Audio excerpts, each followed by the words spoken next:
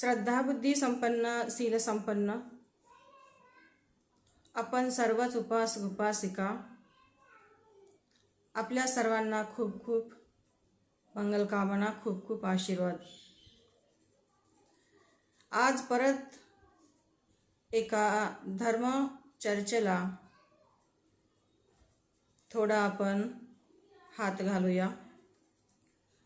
ज्या धर्मचर्चेचा आजचा विषय आहे, शेवटी ही धावपळ कशासाठी? हा जो प्रश्न आहे साधारणतः जीवन संघर्षामध्ये प्रत्येक व्यक्तीला कधी ना कधी पडतोच। जीवन संघर्षामध्ये अनेक प्रसंगाचा सामना करता करता कधी ना कधी मनुष्य थकतो आणि त्याच्या मनामध्ये हा प्रश्न उत्पन्न होणं स्वाभाविक आहे की ही जी सर्व शेवटी आयुष्याची धावपळ आहे, ही शेवटी कशासाठी? हा जो प्रश्न केवळ वर्तमान काळातील व्यक्तीलाच पडत नाही, तर भगवान बुद्धाच्या काळातीलही अनेक लोकांना हा प्रश्न पडला होता। उद्याही तो पडू शकतो, कारण जीवनाचा स्वभाव आहे, जीवन संघर्षाचा स्वभाव आहे। प्रत्येक व्यक्तीमध्ये काही काळापर्यंतच ऊर्जा असते, काही काळापर्यंतच व्यक्ती अनेक प्रसंगाचा सामना करू शकतो। संघर्ष सदोदितच काळ प्रत्येकच वेळी तो करेल याची शाश्वती नसते। का? कारण शरीर थकते। जसं जसं वय वाढतं तसं तसं मनुष्याचं शरीर थकत जातं, शरीर कमजोर होत जातं। बऱ्याचदा भावनाही, बऱ्याचदा अनेक प्रकारच्या अशा मानसिक पातळीवरच्या गोष्टी ज्या असतात, बाबी ज्या असतात, तेही या थकत्या वयानुसार किंवा या संघर्षामध्ये व्यक्तीला कधी कधी अनेक प्रश्न मनामध्ये उत्पन्न करण्यास कारण ठरतात। या सगळ्याच प्रश्नावर, कुठलेही प्रश्न असो, या सगळ्याच प्रश्नावर जर एकमेव उत्तर जर कोणी देणारं जर असेल तर ते फक्त आणि फक्त बुद्धाचं वचन। जीवनामध्ये आपापली समस्या प्रत्येक व्यक्तीने कितीही एकमेकांजवळ शेअर केली, मांडली, पण शेवटी खऱ्या अर्थानं जर समाधान जर आपल्याला त्या समस्येचं मिळत असेल किंवा प्रश्नाचं उत्तर जर मिळत असेल तर ते फक्त आणि फक्त बुद्ध वचनामध्येच मिळतं। हा जो आजचा विषय आहे, हे भगवान बुद्धाच्या काळातील एका प्रसंगाला अनुसरून याचं थोडंसं विश्लेषण करण्याचा मी प्रयत्न करते। भगवान बुद्धाच्या काळामध्ये राजगृहामध्ये अनेक असे लोक होते की जे भगवान बुद्धाला शरण गेलेले लोक होते, धम्माला शरण गेलेले लोक होते, संघाला शरण गेलेले लोक होते, जे भगवान बुद्धाचे अनुयायी झाले होते, भगवान बुद्धाचे आजीवन उपासक उपासिका झाले होते। त्या लोकांमध्ये केवळ गरीबच लोक नव्हते, तर राजापासून ते व्यापाऱ्यापर्यंत सगळ्याच प्रकारचे लोक होते। आणि म्हणून एका राजगृहामध्ये एका व्यक्तीच्या मनामध्ये सगळ्या गोष्टी असतानाही एक श्रीमंत धनाढ्य असा तो व्यापारी होता की ज्याच्याकडे कशाची धनाची कमी नव्हती। हे धनाची कमी नसताना, सगळ्या गोष्टी असताना, हे सगळ्या चढाओढीमध्ये आयुष्याच्या मध्यपहरी, म्हणजे आयुष्य अर्ध्यामध्ये आल्यानंतर आल्याच्या नंतर असं आपण म्हणू शकतो, आयुष्याच्या मध्यपहरी, आयुष्याच्या मध्यवेळी त्या व्यापाऱ्याच्या मनामध्ये प्रश्न असा उत्पन्न झाला की आतापर्यंत जे मी आयुष्य जगलो, केवळ आणि केवळ हे इतरांच्या परिवाराच्या धन कमविण्यासाठी, परिवाराच्या सुरक्षितेसाठी, सगळ्या गोष्टीसाठी, हे सगळी जी चढाओढ आहे किंवा धावपळ आहे आयुष्याची, मी केली कशासाठी आणि यामधून मला आता काय मिळणार आहे, मी सोबत काय घेऊन जाणार आहे? कारण आता माझं हे जे आयुष्य आहे हे दिवसांदिवस थकत चाललेलं आहे, कमजोर होताना मी अनुभवतो आहे असा तो स्वतःच्या मनामध्ये त्याच्या मनामध्ये विचार उत्पन्न झाला. भगवान बुद्धाविषयी त्या व्यापाराने खूप काही ऐकलेलं होतं आणि म्हणून भगवान बुद्धाकडे जेव्हा तो गेला आणि आपल्या मनातील हा जो विचार उत्पन्न झाला आहे, अशा प्रकारे माझ्या मनामध्ये अशा प्रकारची विचारधारा उत्पन्न झाली आहे, हे भगवान बुद्धाकडं त्या व्यापाऱ्याने सांगितले. काही लोकांचा भ्रम असा असतो की ज्यांच्याकडे धन आहे, पैसे आहे, खूप काही मोठी मोठी घरं असतात, तर या लोकांना कुठल्याही प्रकारचे प्रश्न पडत नाही, हे लोक खूप सुखी असतात. पण भगवान बुद्धाच्या काळातील जे असे अनेक उदाहरणं आज पाहतो आपण वाचताना, ऐकताना, राजापासून ते व्यापाऱ्यापर्यंत अनेक असे धनसंपन्न लोक होते की त्यांना जीवनाचे अनेक असे प्रश्न पडले होते. गरिबीतच केवळ प्रश्न नसतात, तर प्रश्न हे सगळ्याच परिस्थितीमध्ये उत्पन्न होऊ शकतात. हा जीवनाचा स्वभाव आहे. जेवढा मोठा व्याप असेल तेवढे जीवनाचे प्रश्न अधिक मोठे असू शकतात. म्हणून त्या व्यापाराने जेव्हा भगवान बुद्धाला सांगितलं की माझ्या मनामध्ये असा विचार आला की मला असं वाटतं की आयुष्यामध्ये मी लहानपणापासून जे पाहतो आहे, जीवन जगतो आहे, धन कमवण्यासाठी, परिवाराच्या सुरक्षिततेसाठी केवळ आणि केवळ हे सगळी मी धावपळ जे केलेली आहे, आता हे कशासाठी आणि यामधून मला काय मिळणार आहे. तर भगवान बुद्ध म्हणतात की हे सद्गृहस्था, हा जो प्रश्न आहे उत्पन्न तुला झालेला आहे, हा प्रश्न केवळ तुलाच उत्पन्न नाही होत झाला, तर या संसारामध्ये प्रत्येक व्यक्तीच्या आयुष्यामध्ये कधी ना कधी असा प्रसंग नक्की येतो, अशी वेळ कधी ना कधी नक्की त्या प्रत्येक मनुष्याच्या जीवनामध्ये येते की त्याला असा प्रश्न पडतो की सगळं मी जे केलं आहे किंवा करतो आहे, तर हे कशासाठी आणि हे यामधून मला काय मिळणार आहे.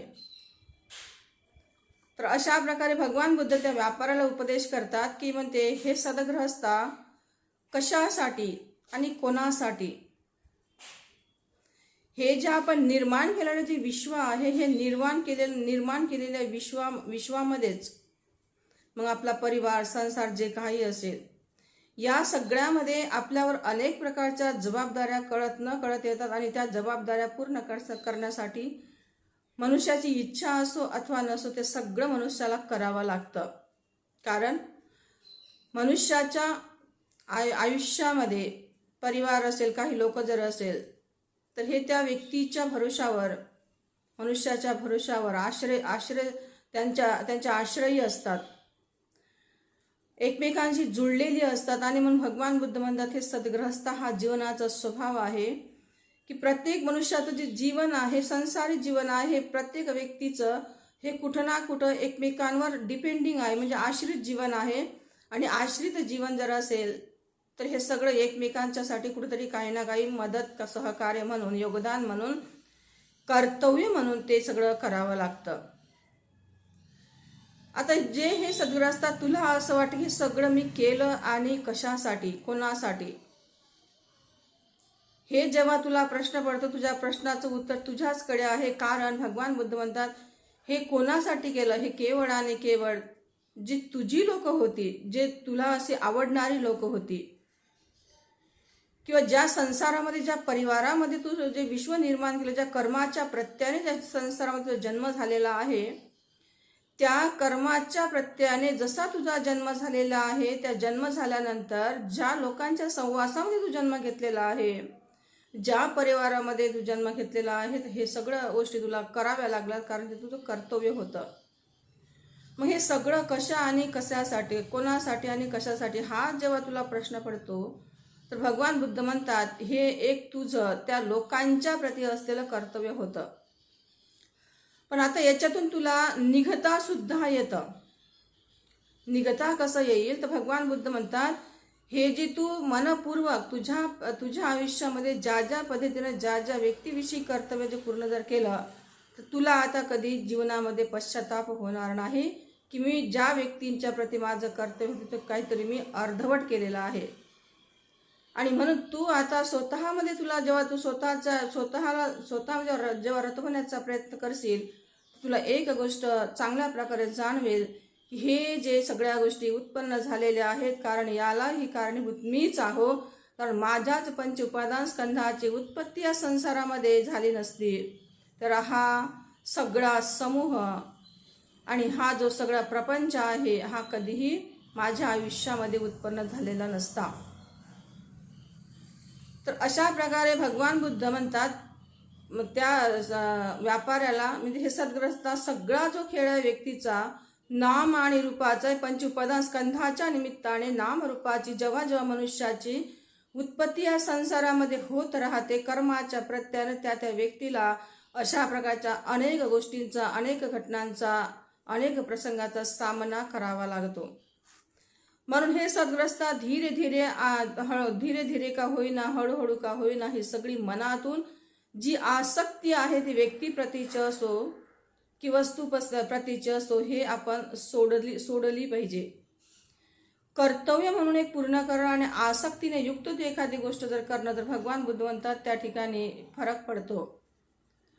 एखाद्या व्यक्तीविषयी तुमच्या आयुष्यामध्ये एखादं कर्तव्य पूर्ण जर करायचं जर असेल आणि एखाद्या व्यक्तीविषयी एखाद्या आसक्तीने युक्त ते कर्तव्य करायचं जर असेल तर भगवान बुद्ध आसक्तीयुक्ततेनं आसक्ती ठेवून जे तुम्ही कर्तव्य करता तर त्या ठिकाणी तुम्हाला दुःख होऊ शकतो. कारण समोरची व्यक्ती समोरही तुमच्या आयुष्यामध्ये तुमच्या मनाप्रमाणे वागेल याची काही गॅरंटी नाही. ती बदलू शकते, तुमच्या विपरीतही वागू शकते, तुमच्या स्वभावाच्या विपरीतही वागू शकते.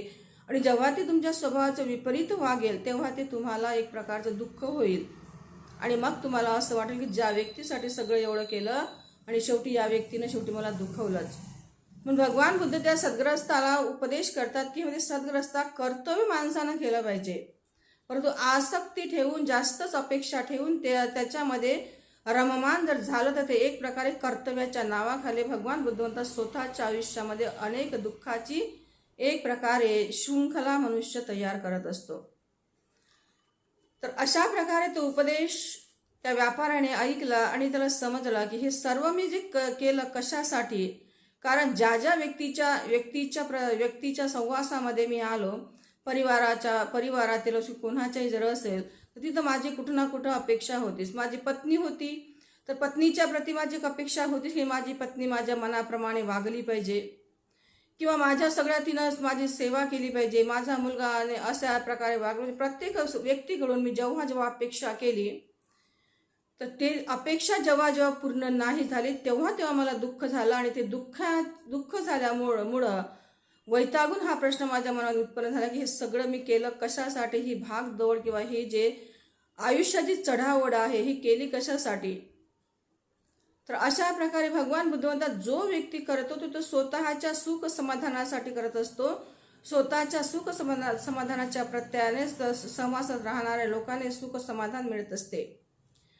म्हणून भगवान बुद्ध म्हणतात कर्तव्य करत असताना प्रत्येक मनुष्याने प्रत्येक व्यक्तीकडून एक प्रकारे 100% अपेक्षा केली नाही पाहिजे, एक प्रकारे आसक्ती जास्त ठेवली नाही पाहिजे. जेवढी मोठी अपेक्षा असेल जेवढी मोठी आसक्ती असेल तर भगवान बुद्ध तेवढं मोठं दुःख तुम्हाला भोगावं लागतं. कारण दुःख हे बाहेर नाही ते दुःख तुमच्या मनातील भावनेवर डिपेंड करतं, मनातील आसक्तीवर डिपेंड करतं. तर अशा प्रकारे भगवान बुद्धाने त्या व्यापाऱ्याला उपदेश केला आणि त्या व्यापाऱ्याच्या मनाचं समाधान झालं. त्याला काय कळलं त्याला की हे सगळं जे उत्पन्न झालं कारण माझ्याच कर्माच्या प्रत्ययाने जे माझ्या पंच उपादान स्कंदाच्या संसारामध्ये उत्पत्ती झाली, नामरूपाची उत्पत्ती झाली आणि त्याच प्रत्ययाने आज मी अशा स्थितीमध्ये आहो. म्हणून भगवान बुद्ध म्हणतात पश्चाताप करण्यापेक्षा सुज्ञ मनुष्य काय करतो. पश्चाताप करण्यापेक्षा भगवान बुद्ध म्हणतात सुज्ञ मनुष्य योग्य चिंतन मनन करतो, स्थितीवर चांगल्या प्रकारे योग्य चिंतन मनन करतो, चांगल्या प्रकारे चिंतन मनन करतो, सकारात्मक विचार करतो, सकारात्मक चिंतन करतो आणि त्या एखाद्या प्रसंगातून जे प्रसंग हवालदिल करणारे असतात तर त्या प्रसंगातून तो स्वतःला बाहेर काढण्याचा प्रयत्न करत असतो. तर अशा प्रकारे आजचा जो विषय ह्या प्रत्येक मनुष्याच्या जीवनामध्ये असे प्रश्न पडू शकतात की आयुष्यामध्ये मी इतकं सारं करत आहोत, इतकं सगळे प्रसंग माझ्या आयुष्यामध्ये आहेत, इतकं दुःख आहे, हे सगळं करूनही दुःख कमी होत नाही आहे आणि हे सगळं करूनही मी कोणासाठी करत आहो. तर भगवान बुद्ध म्हणतात अशी निराशा उत्पन्न होऊ दिल्यापेक्षा सकारात्मक विचारानं त्याचं चांगल्या प्रकारे खंडन करा आणि त्या परिस्थितीमधून बाहेर निघण्याचा प्रयत्न करा. तर अशा प्रकारे भगवान बुद्धाचा धम्म प्रत्येक व्यक्तीला, प्रत्येक मनुष्य मात्राला सुखाकडे नेण्याचा मार्ग आहे, दुःखाकडे नाही आहे. जर जीवनामध्ये तुम्हाला असं वाटत असेल की धम्माचं मी पालन इतकं करतो, धम्माचं आचरण मी इतकं करतो तरी माझ्या जीवनात दुःख कमी होत नाही, तर आपला थोडासा कुठेतरी गैरसमज होत आहे. धम्माच्या पालनामुळे, धम्माच्या आचरणामुळे मनुष्याची मानसिकता पूर्णपणे बदलून जाते. मनुष्य नकारात्मक जर असेल तर तो एक सकारात्मक बनतो. मनुष्य दुःशील जर असेल तर तो सदाचारी बनतो. तर अशा प्रकारे भगवान बुद्धाच्या धम्माच्या द्वारे मनुष्यामध्ये एक प्रकारे बदल होत राहतात आणि चांगले बदल होत राहतात, वाईट बदल कधी होत नाहीत. म्हणून धम्म हा भगवान बुद्धाचा सुखाकडे नेण्याचा मार्ग आहे, तो कधी दुःखाकडे माणसाला नेत नाही. तर हा विश्वास आपला असला पाहिजे आणि अशा पद्धतीनं प्रत्येक प्रसंगाला, जीवनातल्या प्रत्येक प्रश्नाला आपण सकारात्मक दृष्टीने पाहिलं पाहिजे आणि त्या प्रश्नाचे उत्तर आपण स्वतःच आपल्या चिंतन मननाने धर्माच्या आधारावर शोधण्याचा प्रयत्न केला पाहिजे आणि त्या गंभीर परिस्थितीमधून, हवालदिल परिस्थितीमधून स्वतःला बाहेर काढलं पाहिजे आणि समोर वाटचाल करण्याचा नेहमी प्रयत्न केला पाहिजे. यालाच जीवन म्हणतात, यालाच सुज्ञ व्यक्तीची एक प्रकारे विचारधारा म्हणतात. अशी विचारधारा प्रत्येक व्यक्तीच्या मनामध्ये रुजत राहो. प्रत्येक व्यक्तीचं धर्माच्या माध्यमाने, धर्माच्या आचरणाने सर्वांचं मंगल हो, सर्वांचं कल्याण हो, असा आशीर्वाद करते आणि आजच्या या धर्मचर्चेला इथेच विराम देते. सर्वांचं मंगल हो, सर्वांचं कल्याण हो, सर्व सुखी हो.